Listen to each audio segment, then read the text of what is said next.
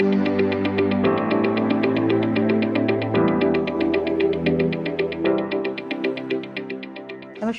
मैं डॉक्टर अंचल Gupta, senior eye surgeon, नेत्रम आई foundation. आज हम बात करेंगे आई ड्रॉप्स को कैसे इस्तेमाल करते हैं। आमतौर पे हम ऑप्थेल्मोलॉजिस्ट लोग मरीज को पर्चा लिख देते हैं, उसमें दवाइयाँ लिख देते हैं, आई ड्रॉप लिख देते हैं। हम बता देते हैं कि ड्रॉप कितनी बार डालनी है, मगर अक्सर ड्रॉप कैसे डालनी है ये बात मरीज समझ नहीं पाता है। तो मैंने सोचा आज हम एक ऐसा वीडियो बनाएं जिसमें आपको हम क्लियरली डेमोन्स्ट्रेट करें कि आई ड्रॉप का इस्तेमाल कैसे करना है। तो कोई भी आई ड्रॉप हम लेंगे, उसमें हमेशा एक रिम होती है और एक ढक्कन होता है। तो हमें इसके ढक्कन को साफ हाथ से खोलना है। एक क्लिक की साउंड आती है इसको खोलते समय। ये रिंग होती है जो कि एक प्रोटेक्टिव रिंग होती है, बहुत ज़रूरी होती है पैकिंग के समय। इसको हम डिस्कार्ड कर देंगे।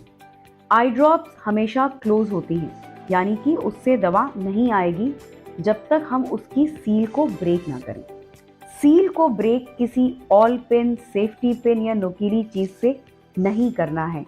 आई ड्रॉप स्टरलाइज्ड होती हैं और इनका स्टरलाइजेशन मेंटेन करना बहुत ज़रूरी है। किसी भी आई ड्रॉप के ढक्कन के अंदर एक नोजल होता है। रिम को हटाने के बाद हम इस ढक्कन को लगाते हैं और इसको टाइट करते हैं। अक्सर आई ड्रॉप्स में टाइट करने पर भी क्लिक की आवाज़ आती है, जो कि इस बात का प्रमाण होती है कि अब आई ड्रॉप खुल चुकी है। उसके बाद आप ढक्कन को खोलें और आई ड्रॉप निकलना शुरू हो जाएगी। ये तो हो गया आई ड्रॉप को खोलने का तरीका। हम इसको अपनी आंखों में डालेंगे कैसे। आई ड्रॉप को हमेशा साफ हाथ से ही डालना है, क्योंकि at any given point of time हमारे हाथ में बहुत सारे जर्म्स होते हैं। तो ड्रॉप डालने के पहले अपने हाथ को वॉश करेंगे, टॉवल ड्राई करेंगे। आई ड्रॉप डालते समय प्रेफरेबली या तो पेशेंट लेटा हुआ हो, दैट्स द बेस्ट। अगर हम जल्दी में, हम लेट नहीं सकते, ये दिन में कई बार ड्रॉप डालनी है, तो चेयर पे बैठ करके किसी एक जगह सर को पीछे करके, ताकि आई ड्रॉप स्पिल ना हो जाए, हमें ड्रॉप को ऐसे डालना होता है। ड्रॉप लगभग 2 से 3 इंच की दूरी पे लोअर लिड को पुल करेंगे ताकि एक स्पेस बन जाए, और लोअर लिड को पुल करके हम एक ड्रॉप डालेंगे। 1 ड्रॉप इज गुड इनफ। अक्सर मरीज मुझसे पूछते हैं, डॉक्टर साहब कितनी ड्रॉप डालनी है। किसी भी मेडिसिन की 1 drop is good enough. I drop को डालने के बाद हम कोशिश करेंगे कि 20 से 30 सेकेंड अपनी आंखों को बंद करके रखें। यानी कि अगर हमने ऐसी ड्रॉप डाली तो हम 20-25 सेकेंड के लिए अपनी आंखों को बंद करके रखेंगे। उसके बाद में हम आंखें खोल करके ब्लिंक कर लेंगे। एक्स्ट्रा आई ड्रॉप जो यहाँ वहाँ स्पिल हो जाती है, कोशिश करें कि साफ हैंडकरचीफ से या टिश्यू पेपर से उसको हम क्लीन करें, ना कि हम ऐसे हाथ से पोंछ दें, बिकॉज उसके वजह से आंखों में इंजरी होने की या आंख में जर्म जानने की संभावना होती है। अगर आपको कई आई ड्रॉप्स लिखी गई हैं तो between 2 eye drops preferably 5 to 10 minutes का गैप होना चाहिए, ताकि पिछली दवा अच्छी तरह हमारी आंख के सरफेस पे एब्जॉर्ब हो चुकी हो और हम 5 से 10 मिनट बाद अगली दवा को डालें। ग्लूकोमा की दवाइयों में विशेष ध्यान दिया जाता है। उनको डालने का मेथड थोड़ा सा और अलग होता है। बेसिक मेथोडोलॉजी वही होती है, वैसे ही लेट के डालना, सर पीछे करके डालना। मगर ग्लूकोमा की दवा को डालने के बाद हम लोग अपनी उंगली से आंख के कॉर्नर को प्रेस कर देते हैं, और अगर दोनों आंख में दवा डाली है, एक इसमें एक इसमें, तो तुरंत डालने के बाद अपनी उंगली से आंख के कॉर्नर को प्रेस कर दें और 30 सेकेंड तक प्रेस करके रखें। ऐसा करने के 2 फायदे होते हैं। आई ड्रॉप जो होती है पूरी तरह आंख में ही एब्जॉर्ब होती है, नाक के जरिए उसका सिस्टमिक या बॉडी एब्जॉर्प्शन नहीं होता है। That's advantage number 1। The advantage number 2 is drop की मैक्सिमम डोजेज आंख में ही रहती है, ताकि वो अपना मैक्सिमम इफेक्ट दिखाए। मैं प्रेग्नेंट फीमेल्स को भी यही हिदायत देती हूँ, जब वो आई ड्रॉप को डालें तो अपनी आंख में डालते ही यहाँ पे फिंगर को लगा दें। बेसिक एडवांटेज, आई ड्रॉप का सिस्टमिक एब्जॉर्प्शन ना हो और वो सिर्फ वहीं रह जाए जहाँ पे उसको हम यूटिलाइज करना चाहते हैं। कई बार हम लोग मरीजों को ऑइंटमेंट लिखते हैं, खासतौर से ड्राई आई के मरीजों को, इन्फेक्शन के मरीजों को हम लोग ऑइंटमेंट लिखते हैं। ऑइंटमेंट को इस्तेमाल करने का भी एक सर्टन तरीका है। आप उसकी क्रीम को, यूजली उनकी रिम्स इस तरह से होती हैं, ओपन करें, ढक्कन को खोलें अगर नोजल ऑलरेडी पंचर्ड है तो ठीक है, अदरवाइज उसमें भी ढक्कन को लगा करके टाइट स्क्वीज करें, खोलें। हमेशा आई ड्रॉप को आंख में लगाने के पहले ऑइंटमेंट को अपनी फिंगर टिप पे निकाल करके देखें।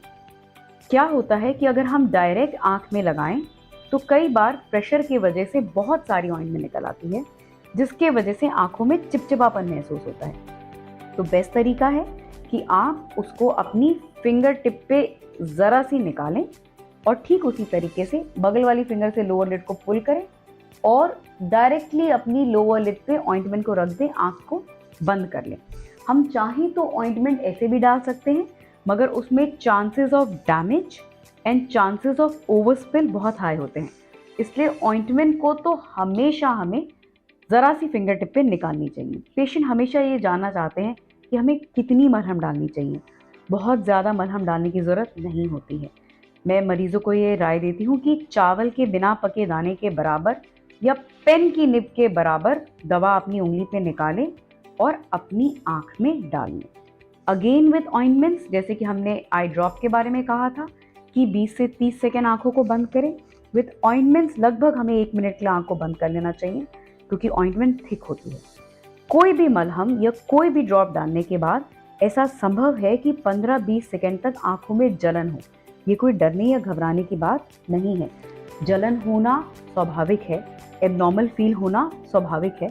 थोड़े समय में वो सेटल हो जाता है। इसका मतलब ये नहीं कि वो दवा आपको सूट नहीं कर रही है, इसका सिंपल मतलब ये है कि दवा अपना असर दिखा रही है। कई बार अगर आई ड्रॉप आपको बहुत स्टिंग कर रही है, या बच्चों के केस में जिनको जलन ज़्यादा होती है, तो हम लोग आई ड्रॉप को फ्रिज में रख सकते हैं। अगर आई ड्रॉप को फ्रिज में रख दिया जाए तो वो जलन कम करती है। अब बात आती है आई ड्रॉप्स की देख रेख की। अक्सर मेरे पास मरीज आते हैं, एक ही थैले के अंदर सारी ड्रॉप्स को भर के लेके चले जाते हैं। ऐसा हमें बिल्कुल भी नहीं करना है। उससे क्या होता है कि कोई ड्रॉप लीक कर रही है, वो बगल में डिपॉजिट हो रही है, उसकी क्रस्ट बन रही है, वो दूसरी आई ड्रॉप को इन्फेक्ट कर रही है। बिल्कुल भी नहीं।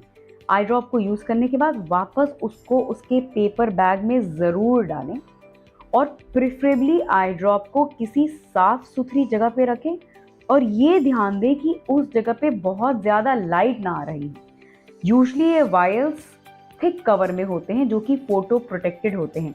इनकी बॉटल्स का जो प्लास्टिक और जो मटेरियल यूज़ होता है वो एक्स्ट्रा लाइट से प्रोटेक्ट करने के लिए होता है, बिकॉज लाइट के द्वारा रिएक्शन से इसके अंदर का सोल्यूशन खराब हो सकता है। But still we should try to keep eye drop in dark places. Eye drop को इस्तेमाल किया, उठाया, घर के किसी ड्रॉर में डाल दिया या किसी ऐसी जगह पे रखा जहाँ पे बहुत ज़्यादा धूप ना आती हो, जहाँ पे बहुत ज़्यादा हवा ना आती हो, जहाँ पे बहुत ज़्यादा लाइट ना आती हो।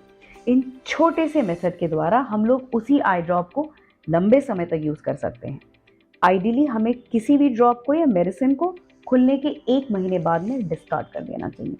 5-6 दिन ऊपर या नीचे होने से ज़्यादा फर्क नहीं पड़ता, मगर हाँ, आप 6 महीने पुरानी खुली ड्रॉप को अगर सोचे कि इस्तेमाल कर लें तो वो आंखों के लिए बिल्कुल भी ठीक नहीं है। मैं सबसे ज़रूरी बात ये कहूँगी, कभी भी अपनी मर्जी से कोई भी दवा मत इस्तेमाल करें।